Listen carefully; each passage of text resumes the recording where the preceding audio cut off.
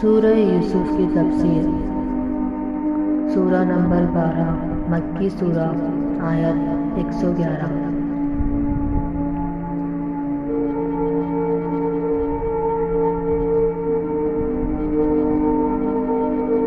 تعارف۔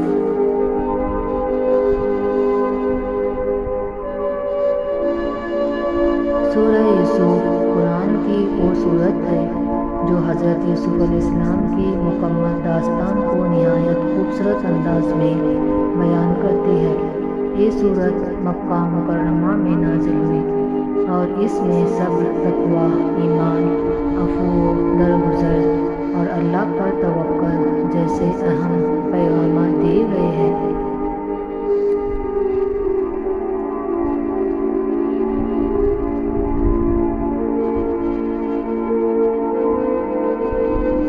اہم موضوعات و پیغامات۔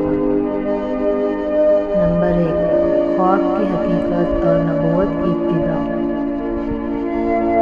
حضرت یوسف علیہ السلام نے خواب دیکھا کہ 11 ستارے، سورج اور چاند انہیں سجدہ کر رہے ہیں۔ یہ خواب ان کی نبوت کی علامت تھا۔ نمبر 2، بھائیوں کا حسد اور سازش۔ حضرت یوسف علیہ السلام کے بھائی ان سے حسد کرنے لگے کیونکہ یعقوب علیہ السلام انہیں بہت عزیز رکھتے تھے۔ انہوں نے سازش کے تحت یوسف کو کنویں میں پھینک دیا اور جھوٹ بول کر والد کو روتے ہوئے قمیص لا کر دکھائی۔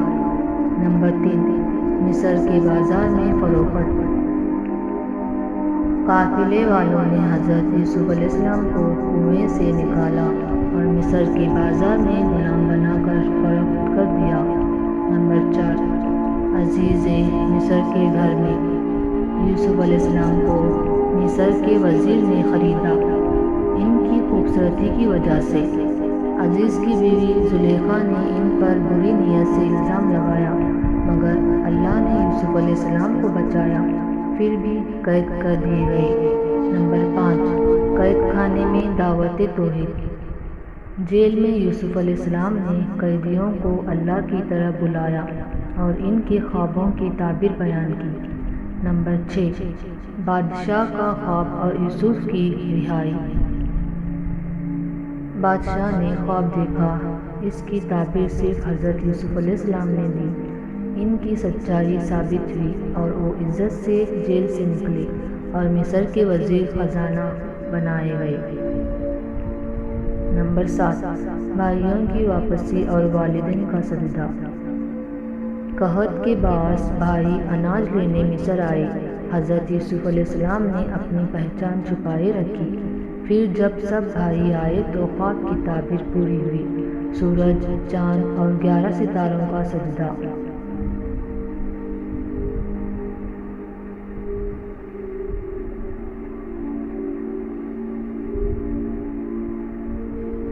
آخری پیغام، آیت 111۔ بے شک ان کے قصوں میں عقل مندوں کے لیے عبرت ہے۔ یہ قرآن کوئی گھڑی ہوئی بات نہیں بلکہ وہ کتاب ہے جو سچائی کو بیان کرتی ہے۔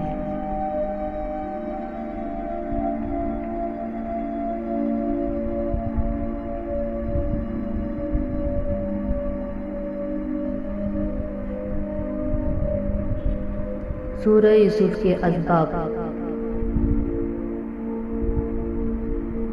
نمبر 1، حسد کی تباہ کاری سے بچنا چاہیے۔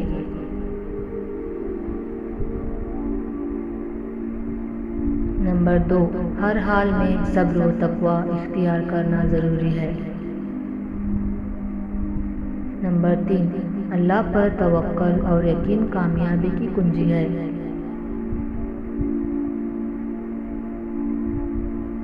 نمبر 4، معاف کرنے کا جذبہ نبیوں کی سنت ہے۔